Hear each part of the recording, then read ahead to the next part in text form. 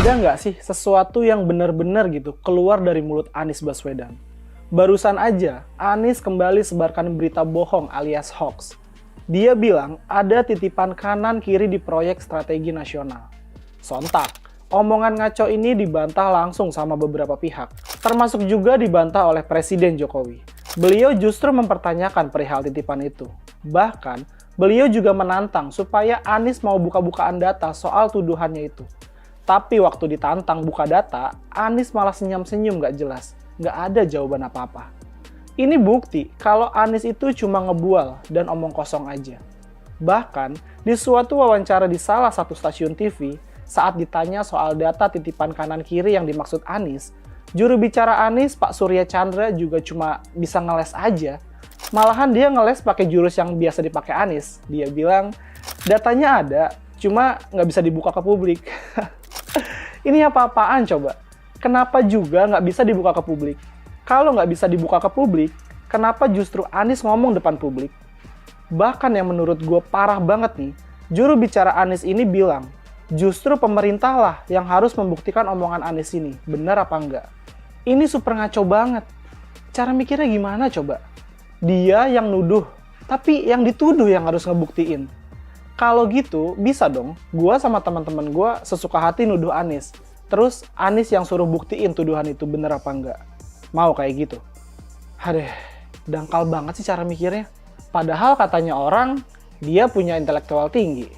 Tapi malah begitu.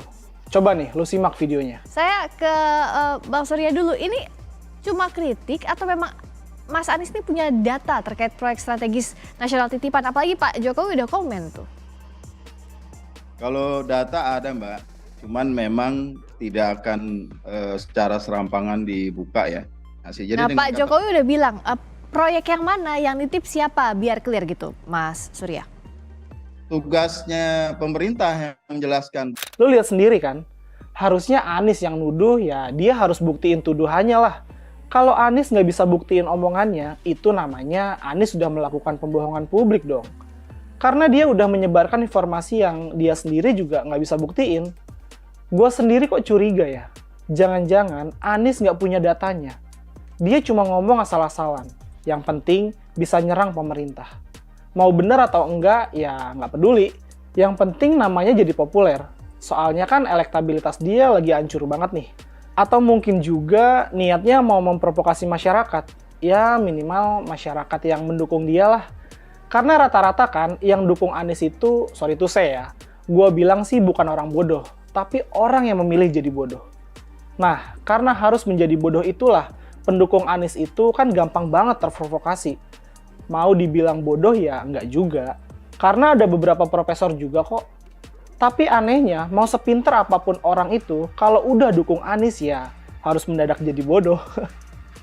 Contohnya aja tuh, kemarin ada Profesor Musni Umar. Masa bisa-bisanya seorang profesor nyebar foto hoax soal Anies lagi naik haji dikawal sama tentara kerajaan Arab. Aduh, padahal itu adalah foto Pak Jokowi loh yang naik haji. Cuma ada yang edit aja mukanya Pak Jokowi jadi mukanya Anies. Gue menduga-duga sih ada niatan Anies untuk mengganggu proyek strategi nasional. Mungkin karena bosnya dia Surya Paloh nggak kebagian jatah kali ya. Sebaran fitnah Anies ini menurut gue udah masuk kategori jahat ya. Anies ini nyerang Pak Jokowi bukan cuma sekali ini aja. Dan gak ada kapok-kapoknya.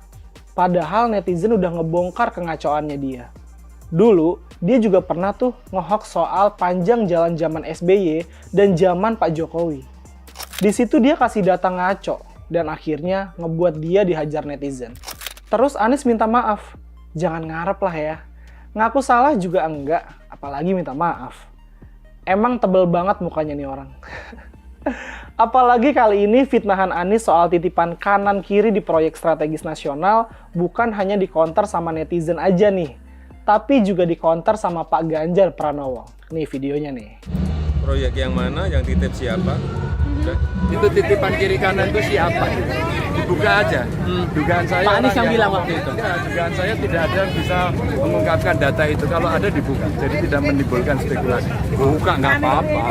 Sama seperti Pak Jokowi, Mas Ganjar juga mempertanyakan dasar statement Anies. Ganjar minta Anies buka aja datanya. Titipannya dari siapa? Dari mana? Proyeknya yang mana? Mungkin kayaknya Mas Ganjar mau bilang gini kali ya ke Pak Jokowi. Pak, nggak usah nanggepin Anies, bukan level Bapak, biar saya aja. Mas Ganjar kelihatan banget pasang badan buat ngebela Pak Jokowi, buat ngadepin fitnahannya Anies ini. Yang gue lihat, Mas Ganjar mau Pak Jokowi ini fokus urus negara aja, nggak perlu ngurusin bualan Anies yang nggak jelas ini. Kita tahu kan, kalau Mas Ganjar ini kan udah berkali-kali hadir mengawal Pak Jokowi.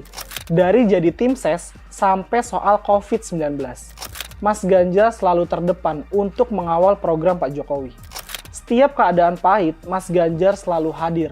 Bukan cuma omongan aja, tapi keringat dan air matanya juga hadir untuk selalu terdepan mengawal Pak Jokowi.